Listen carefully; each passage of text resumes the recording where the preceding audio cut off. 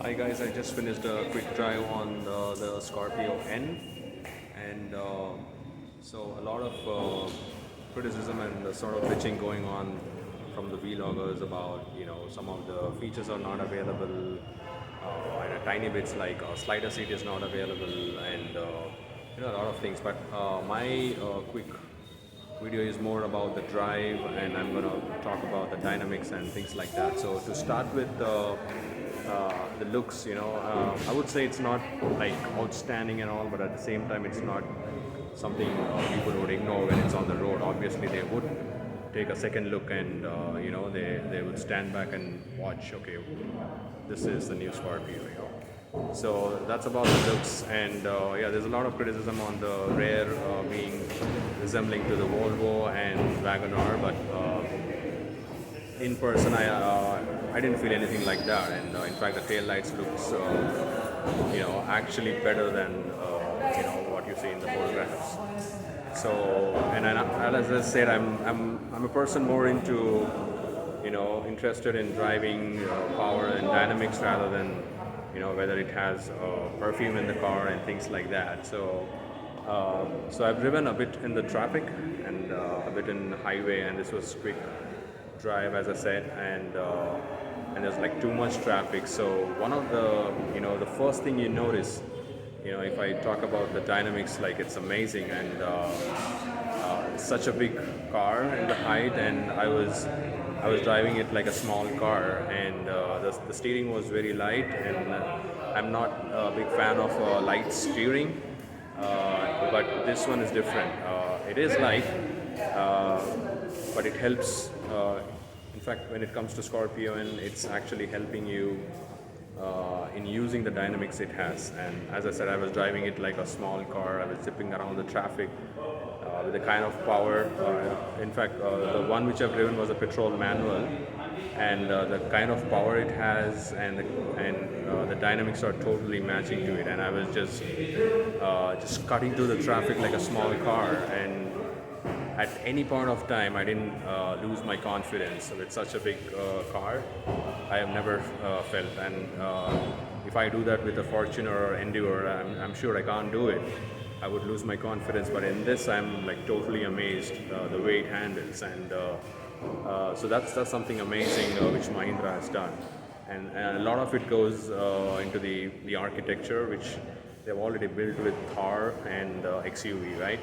So we'll talk about it in the much more detailed video, but for now it's a quick drive. So my thoughts is as far as the dynamics and the power goes, I don't think there's any other car in the market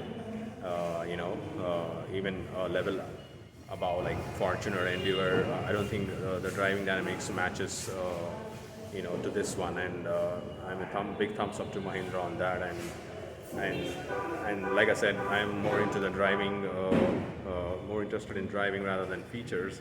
So I would say once you test drive this vehicle, it doesn't matter what features it has, right? You're so engaged and so having fun with the driving, right? Yeah, I mean some of the things when you look at, so once you drive this car, you don't actually bother about what features it has, but it does serve the basic purpose, and it does a lot of safety features, and the seating is comfort. Even the second row is very comfortable. I don't mind not having a sliding seat, but it has a recliner and it is comfortable. Yes, the third row is not comfortable, but I'm like 5'6". For city drives, I think I'm okay with that, but long drives, no. And so yeah, the seating is fine, and the driving seat commanding position is great. I came across Fortuner, I came across Mark GLS, GLCs, and X5s, and this looks taller than them, and yeah, that's about the height and comfort and things like that. But what do you carry after driving this? It's not what features you have. Like most of the vloggers I'm seeing, like they're nitpicking things, right? Even some of them are pointing out on the rear wiper not cleaning completely. But I don't know. Correct me if I'm wrong, but I have not seen any cars which is you basically have a single wiper on the rear side, and it only wipes at the center, right? And unless until you have two wipers like you have in the front, it doesn't clean the entire glass area. And the logically nobody, you only look at the rear glass, only the center section when you're driving, and you use the side view mirrors for the side ones. So logically speaking, that is not. I think it's apt, and it's only a nitpicking some of them are doing. And the side view mirrors are so big that you can actually see some of the rear side of the things as well. So I don't think that's an issue here. But what do you carry after driving the Scorpio is one, it's the commanding position and the feel of the interior is luxurious. Even the way it drives is very luxurious. It actually, it's much beyond. Like I've driven Endeavour. I would say the Endeavour is one of the best SUVs, and it actually matches the comfort level to that car, and we're getting it at much lesser price. So that's one thing which you actually carry when you get out of the showroom. And the other thing is the driving dynamics. I've driven in the peak traffics from the past 1 hour. I'm not tired, and I still want to drive it. And that doesn't generally happen with big SUVs or small cars, because you don't want to drive in traffic. And I've been driving manual. I still want to drive this vehicle even now. So that's one thing. And as I mentioned about the driving dynamics, it's amazing. Like I'm cutting through the traffic. So those are the things which you carry to your home after the test drive.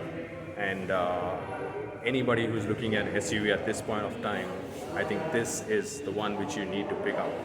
Close your eyes, just pay the booking amount, wait till October. And another thing I want to say is if you lose the first slot, which is 25,000, and I'm sure you're not going to get this vehicle because there's only 6,000 capacity per month. So obviously it's going to take years, just like other Mahindra cars.